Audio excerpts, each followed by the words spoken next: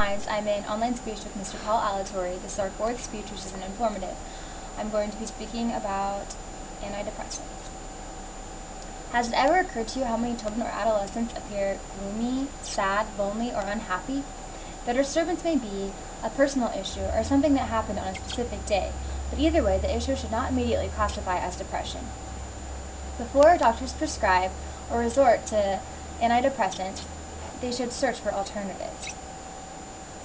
There are other solutions to minor or even major difficulties in young people's lives. Medication is not always the correct answer, even though doctors may think otherwise. Antidepressants are prescribed too often to children and teenagers.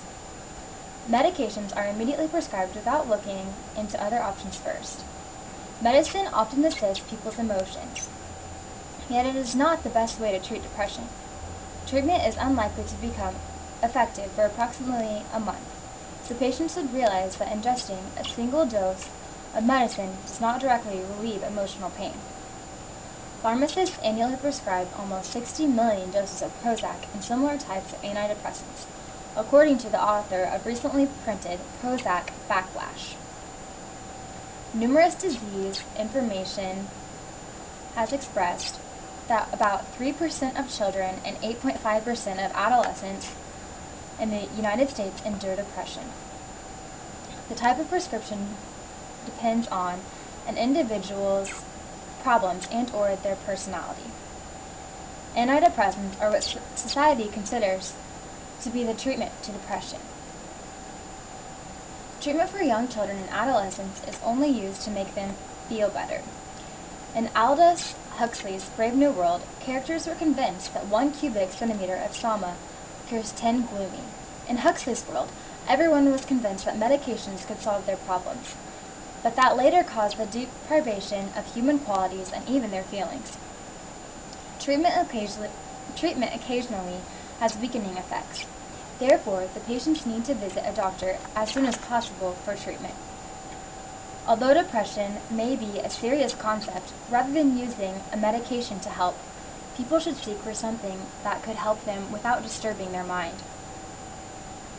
Rather than taking time to slowly recover, the United States takes the quickest, least complicated response to society's troubles. Depression should not only be taken care of, it should be extinct. Treatment is one of society's easiest solutions to people's independent problems.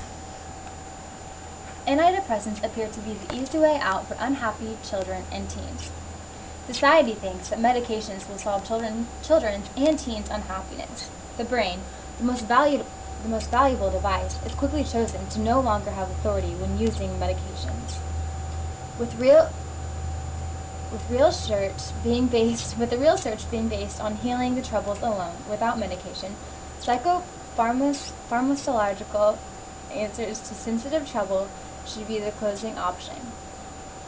There are cases of depression where the temporary use of medication is a necessary intermediate step in the process of attacking the patient's true problems. But there are simply too many cases where it is either unnecessary or interferes with personal issues. Patients will appear anxious about things that are completely unimportant. Antidepressants can upset a patient's emotional process and mind. This could be dangerous considering a person can lose the mind's regular pace for moments of time. People do believe that happiness can come in just one pill. In reality, enjoyment can come in one dose of medicine, even to the dismay of Prozac's disapprovers. Prescribing meds for depression is repeatedly done for children and adolescents.